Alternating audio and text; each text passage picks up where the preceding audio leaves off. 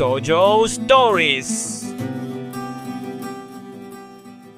இவர் தான் நம்ம ஹீரோ ராகவன். நம்ம ஹீரோவை பற்றி சொல்லணுன்னா டெய்லி மார்னிங் ஒர்க் அவுட் பண்ணுவார் அண்ட் குளிச்சுட்டு சாப்பிட்டுட்டு சாப்பாடு ரெடி பண்ணிவிட்டு வேலைக்கு போகிறதுக்கு ரெடி ஆயிடுவார்.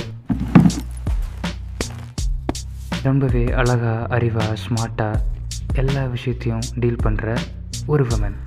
இவங்க தான் நம்ம ஹீரோயின் ஹரிணி.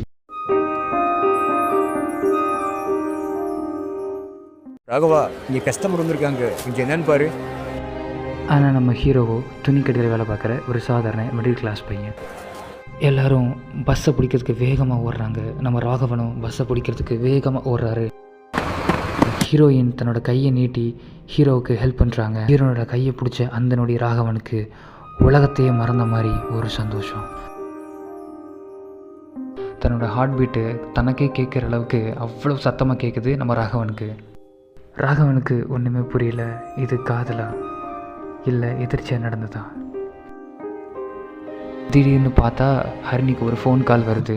அந்த ஃபோன் காலில் ஹரிணி, சாரிடா கார்த்திக், கொஞ்சம் லேட் ஆயிடுச்சு. கார்த்திகா? ஒருவேளை பாய் ஃப்ரெண்டாக இருப்பானோ? பஸ் ஒரு சாதாரண பயணம்தான்.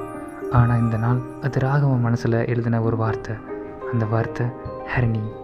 அவனுக்கு புரியல, ஆனால் இது ஒரு தொடர் கதையாக ஆரம்பிக்க போகுது. நெக்ஸ்ட் எபிசோடில் மீட் பண்ணலாம். பாய்.